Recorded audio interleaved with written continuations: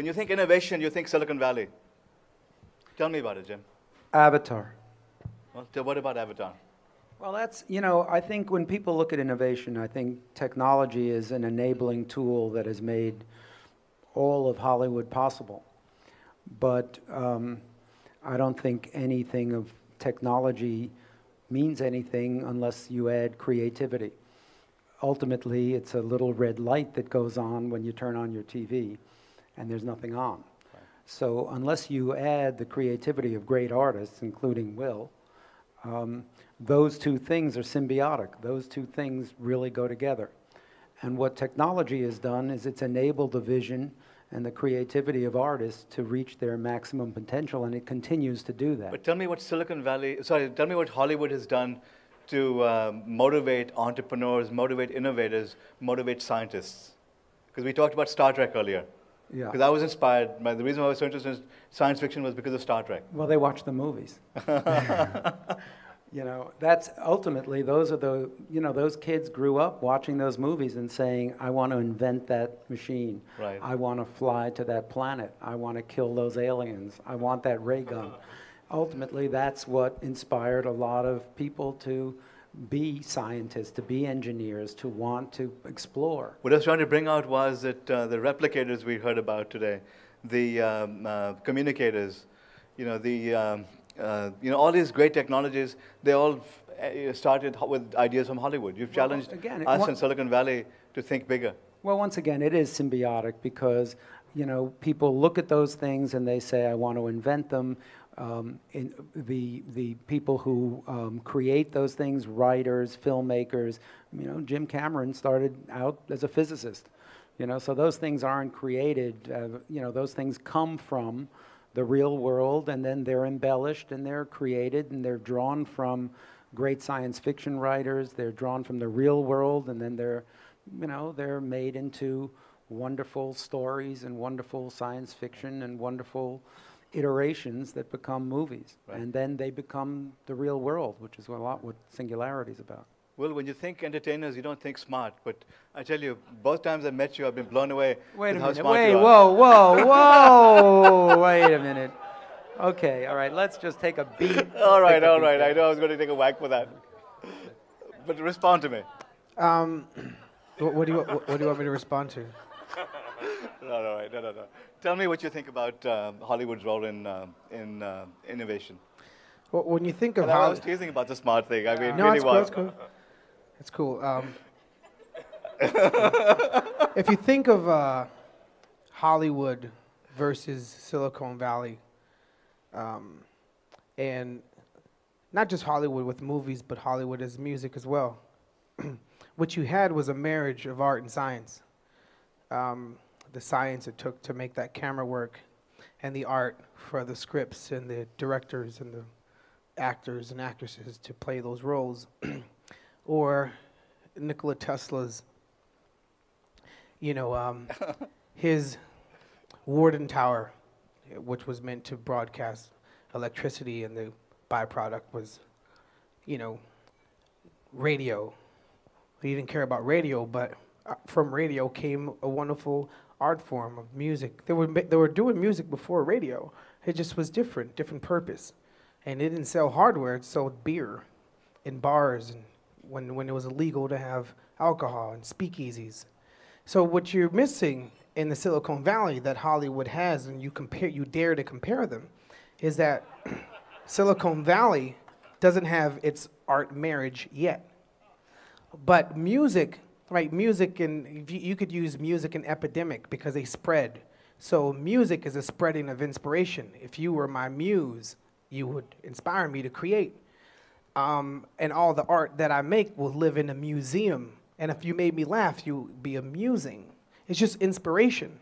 And so music is inspiration traveling. So what the Silicon Valley has done has been able to allow you to take your thoughts and travel them around the world to bring people together. Music was the first social network. So that's what you're missing there. Very interesting. Very, very interesting. Absolutely right. Elon, what's your view of the world? I mean, you have a foot both in Hollywood and Silicon Valley somehow. I don't know how you do it. And in space. Right. Well, I mean, primarily in technology. I spend about half the week in Silicon Valley, about half the week in LA, but rocket companies down here. Tesla's primarily up there. So, but you know, I think there's no question that there's symbiosis between Hollywood and Silicon Valley and technology. You know, the things that one sees in science fiction movies give you ideas for what you want to try to create in the future, right. And they inspire kids to go into the Were sciences. Were you inspired by science fiction? I mean, look at what Yeah, you absolutely. achieved. I was definitely inspired by science fiction. You know, both books and movies. I really loved Asimov's Foundation series, you know, Heinlein's The Moon is the Harsh Mistress, and of course I watched Star Trek, which is I think everyone watched that. Right. So it really sort of it creates this sense of possibility that you want to make real, right. And then making it real is, you know, a very difficult process, but over time we've been able to do that. If you look at the cell phones that we take for granted today, I mean, they're actually way more advanced than what you'd see in a Star Trek episode. You've basically got a supercomputer in your pocket. It's incredible. Yeah, absolutely. You know, we need to do a few other things, like our advancements in space travel have not matched advancements in communications and computing and that kind of thing. And so that's something that we need to do. So we need to. Are you going to do it? Yeah, I mean, the aspiration is, well, I hope so. Right. Yeah, I mean, the aspiration of SpaceX is to drive forward space technology to the point where we can have a self-sustaining civilization on Mars, to make life multiplanetary. Right. Which I think would be the greatest adventure that humanity could ever undertake. Absolutely. So. Absolutely. Well, I want to, before I ask Jim, I want to ask you, where do you think technology is headed? Take out your crystal ball, a decade from now, 2 decades from now. What do you see happening? Music is going to be over completely. No, I'm joking. No, I'm not. So technology, you know, we use the word, you know, the concept of Star Trek.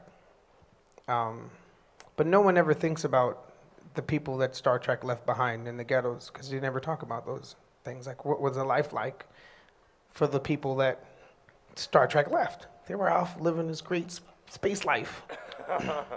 But the people in the ghetto, godly, they never even put a perspective on Homeboy's family with the little visor.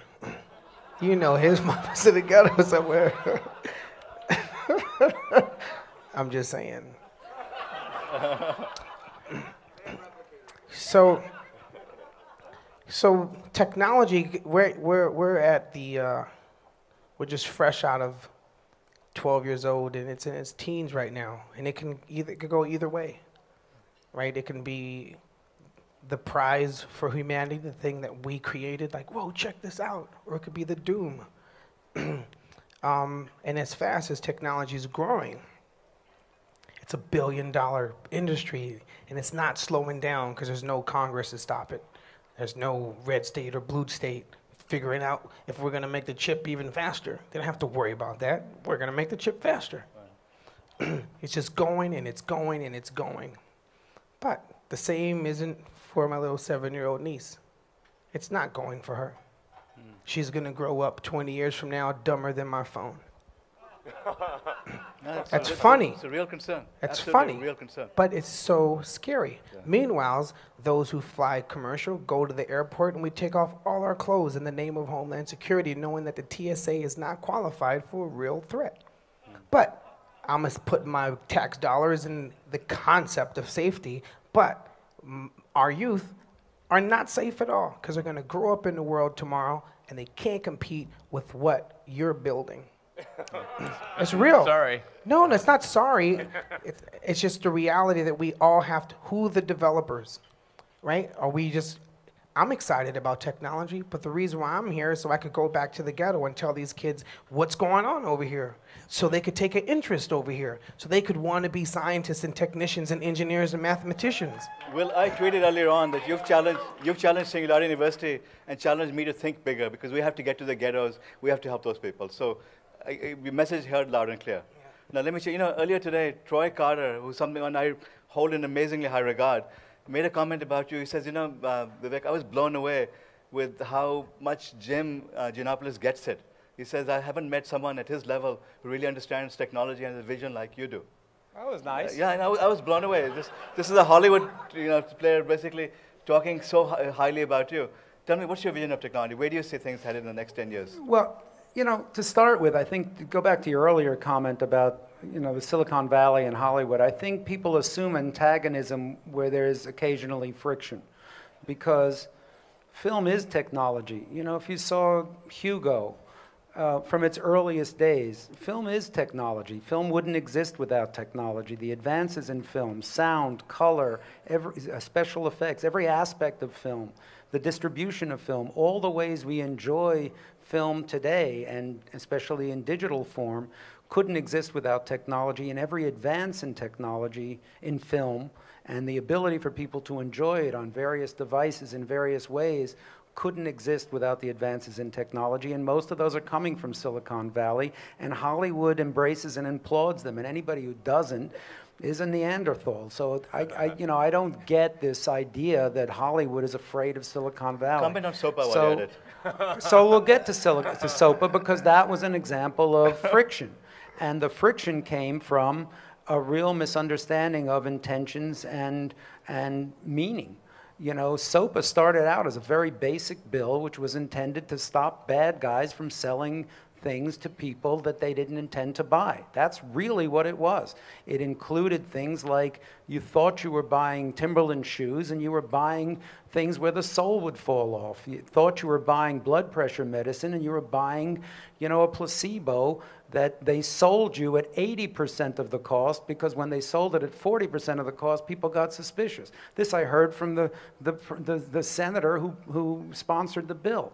So, it wasn't just about Hollywood, it was about people being cheated on the internet. Right. And then what happened was people got a little nervous about, oh, wait, people are actually going to regulate the internet, and maybe the people regulating it will be dopey people who are not sure about what they're doing, and that's bad. So they lit up a lot of people who weren't sure about the meaning of the bill, and that caused a tsunami of concern that turned into a political protest that scared the heck out of a lot of people who were about to vote for it. That's a good perspective. That's what happened. Yeah. It's really simple, because it doesn't come out of the Senate Judiciary Committee unanimously because they are a bunch of evil people trying to kill everybody on the internet. Right. And the people who said, here's Hollywood, this is going to destroy the internet, as most of these people here will tell you, was created to withstand nuclear attack. So how Hollywood was going to destroy the internet was, was beyond my understanding. I hope that our friends over here report on it. So, but in the process of misconception and perhaps badly wording or whatever, things got out of hand, and now it has to be reformed, and now it has to find its proper balance. It's that simple. Right. That's friction.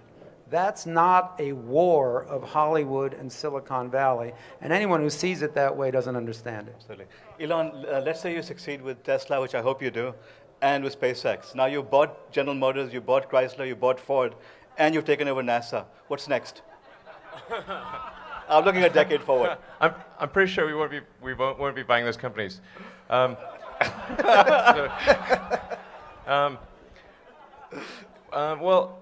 maybe I just say a little bit about technology and why I think it's cool. Why I got into it is because. I want to know what's next.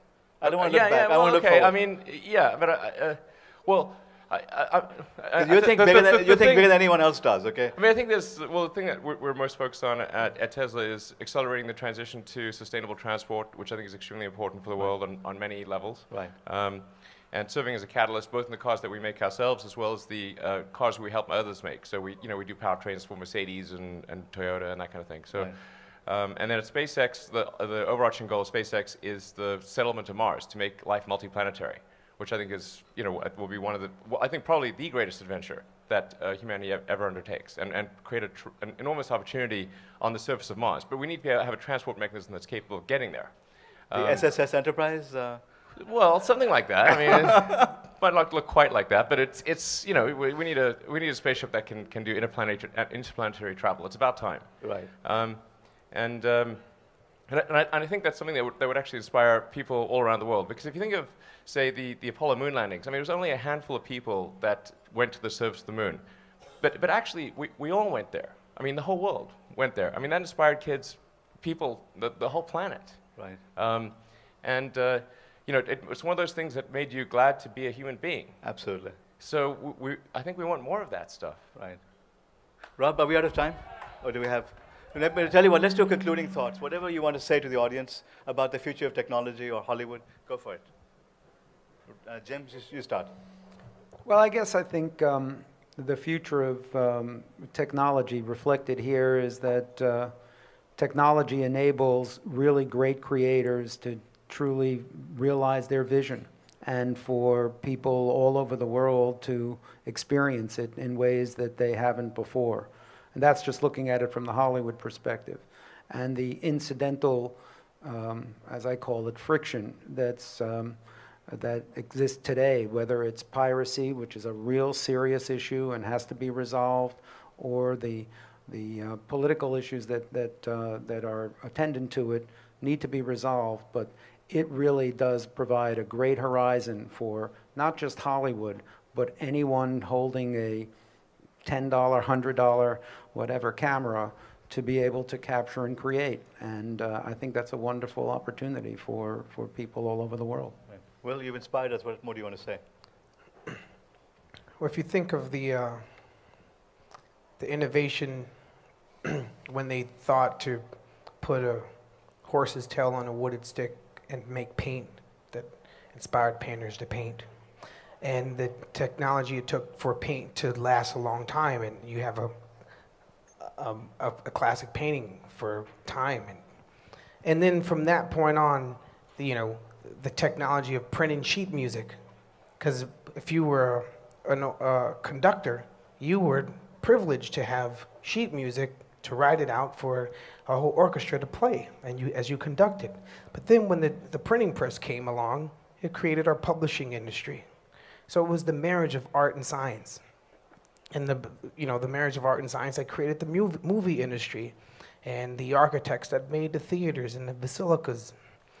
So we haven't seen the marriage of code writers and dreamers in the arts, because it's an art of its own. Applications. Look at what apps did in the past. How many years? It ain't even been that long, apps. It's absolutely phenomenal. Absolutely. But when it comes to the Silicon Valley and these geniuses that are doing incredible things, that marriage is the one we haven't seen yet. We don't know what industry it's going to forge. We don't know the minds from these 5-year-olds, these 3-year-olds that are touching televisions like, this doesn't work, mommy. They're touching a television like it's an iPad. An iPad's not even old. Just think of how it's changed the human mind from when we were 3. We didn't touch a magazine and want the pictures to move. So that simple thing of what it's done to the human mind, of how you see a window, we're going to say when I'm 60 years old, I'm going to tell my little grandson, I remember when a window was just a window. We used to look out the window. You never know what a window is going to be until you marry art and science for this era. And that's the reason why I'm so passionate about the dreamers. All the dreams came from the people in the ghetto, because that's the only way to escape a nightmare, is to dream out of it. You don't wake up from a nightmare. You're just going to go back to sleep in another motherfucking nightmare. Peter, we need him on our faculty. You dream out of it. Can you make it happen? Elon, your thoughts? Well, that was just very touching, amazing. I'm blown away.